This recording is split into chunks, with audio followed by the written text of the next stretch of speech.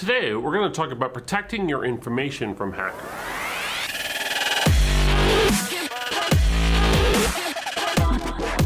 When you think of hackers, you probably think of something like this.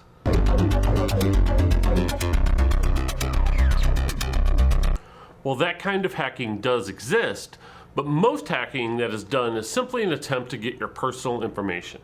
One of the most important pieces of information you have is your username and password. Someone who has your username and password can gain access to lots more of your information. Now, we've all been told to never tell anyone your username and password, so how do hackers get it? Well, this normally happens one of two ways. The first way is a breach. System breach, Firewall 1. A breach is when a hacker gains access to a company's system and can download all the usernames and passwords of people with accounts in that system. Let's say, for example, you like to play games online. You have a username and password to your favorite game that you're careful with and you don't tell anyone. Well, the company who makes that game then gets hacked. The hacker downloads all the usernames and passwords of every user of that game. They then post that information online, or they'll even sell it to the highest bidder. So how does that affect you? Well, you could probably still log in and play the game, or maybe the company is going to make you change your password the next time you log in. So the problem is, how many of you use the same username and password for lots of different websites? So now that you've changed your password in that online gaming site, that account is safe. But what about all those other sites? Bad guys are going to take that username and password and try to see how many different systems they can get into. They're going to try to use it to get more of your information and even possibly find accounts that may have money in it. So how do you know if your username or password has been involved in a breach? One of the easiest ways to do that is to go to a website called haveibeenpawned.com. And by going to this website, they have over 1 billion usernames and passwords that have been found in breaches, and they publish them in a search engine. So you can go to the site and enter your email address and actually search to see if your email and password is found in any breaches that have happened so far. Now, if it is, then you need to change that password immediately. If it's not, that's great. But chances are, at some point, it may still be involved in a breach, so it's a good idea to change those passwords often and to continually check throughout the time. So what can you do to protect yourself and your information? Well, the best thing to do is to use a different password for every single website that you visit. Now, I know that sounds like a pain, but I'm going to show you a few things that you can do that are going to make it a little bit easier. The easiest way for you to create a password that's hard for others to guess, but easy for you to remember, is to actually use math. That's right, math.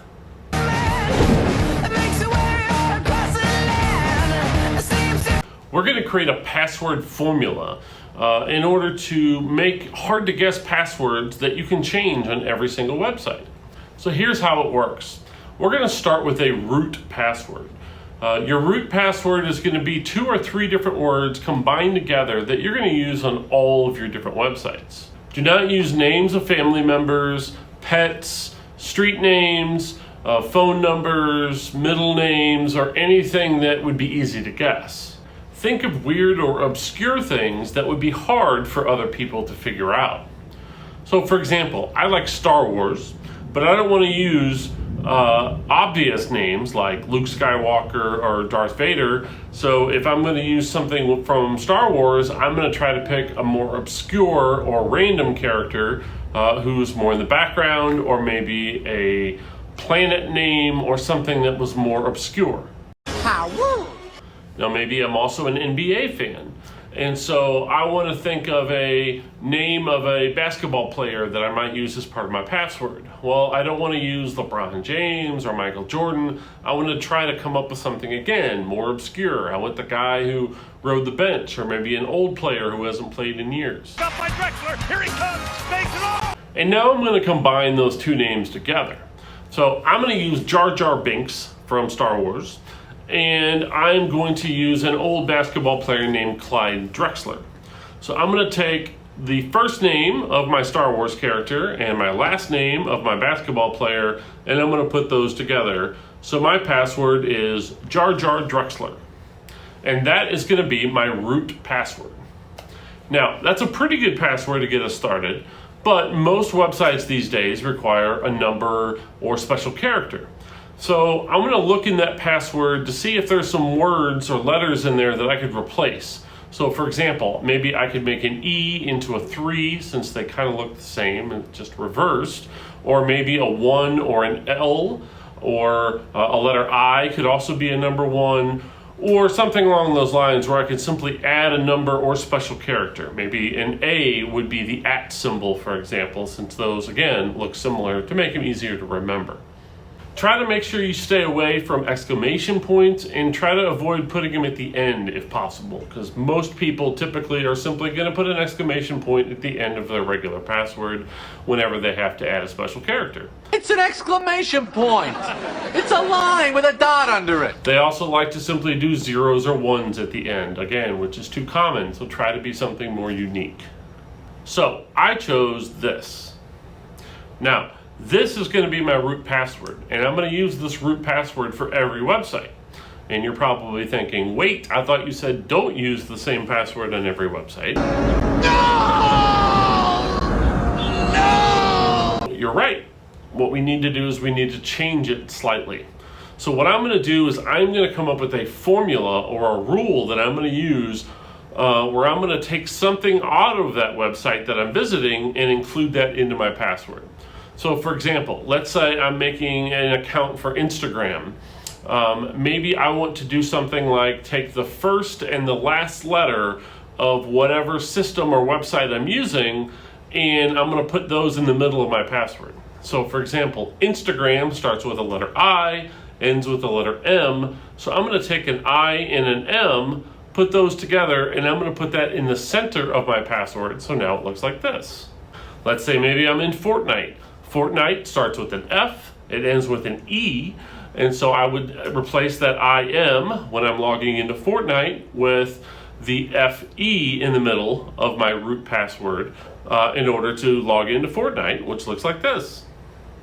Now, what system you use doesn't matter. I'm not telling you to use this system. I'm just telling you to come up with a system that will A, make it easier for you to remember, but B, also make sure that you're using a different password on every single website. Don't be afraid to be creative. Now, the other way a hacker gets your username and password is you simply give it to them. The problem is they're pretty tricky about it. They literally use a tactic called phishing. Notice the PH at the beginning of phishing instead of the F. The PH actually stands for phony. So phishing is a way to use phony websites, emails, text messages that look like the real thing to try to gather your information. So if you get a text message or an email that says it's from TikTok and they tell you there's a problem with your account and you need to change your password right away, they give you a link. You click on the link, it takes you to a website. The website kind of looks like TikTok, and you enter in your name and maybe your password and hit submit to try to fix that problem. And next thing you know, you've just given some hacker your username and password, which again, they're going to use to try to get into and gain access to a bunch of different websites. So there's a few things you can do to try to detect phishing attempts. So hackers are going to try to make things look as real as they possibly can because they want to put the bait out there just like you would use a rubber worm at the end of a hook to try to trick fish into thinking it's a real worm. They're going to send out fake websites or phony websites and try to get you to think it's the real thing and take the bait. I sense no danger here. How could they be dangerous? They're covered with free cheese! So you need to be cautious when going through and looking at these sites, looking for a couple specific things. Beware the hooks. Number one, almost no company is going to contact you and tell you that there's a problem with your account. They're not going to ask for your email or ask you to click links to download. It just doesn't happen. They know that this is a problem, and because of that, they personally do not contact people this way. So they may tell you there's a problem with your account and simply ask you to log in the way you normally would for a message, but they're not going to ask you to click on a link in an email or to download this file or something in order to be able to make changes. I could simply go to that website the way I normally would and log in and look for messages or pop-ups or things that would show that there's a problem with my account, but don't trust things that I receive in an email or text message. The second thing you can do is look closer at the message. Some phishing attempts are not very good, and you could tell that they look fake. Other ones look pretty real, but you can look for things like where maybe the logo looks slightly off, or maybe there's some spelling errors in it, or if you click on the email address at the top, even though it might say the name of the company, when you click on the name of it, it will show you the exact email address that comes out, looks something like this, and that email is the exact person who's contacting you. So if that looks weird or strange or isn't from apple.com or something you would expect, then chances are that is a fake message. Now, what do you do if you get a fake message? You can report them if you want to, but again, phishing attempts are almost impossible for companies to stop because there are so many of them out there, and a lot of them use automatic software to create them. So the best thing to do is to simply delete it or ignore it and move on. Let it go, let it go. So why do they do it? Well, emails and text messages are free, and so it costs them nothing to send out information. So all they have to have is an email address to be able to send out these spam or phishing attempts, and when you receive them, all they need is a couple people to click on them for it to work. And if those people click, then they can gather their information, and it's made it worthwhile for them to do. Now, how do they get these email addresses?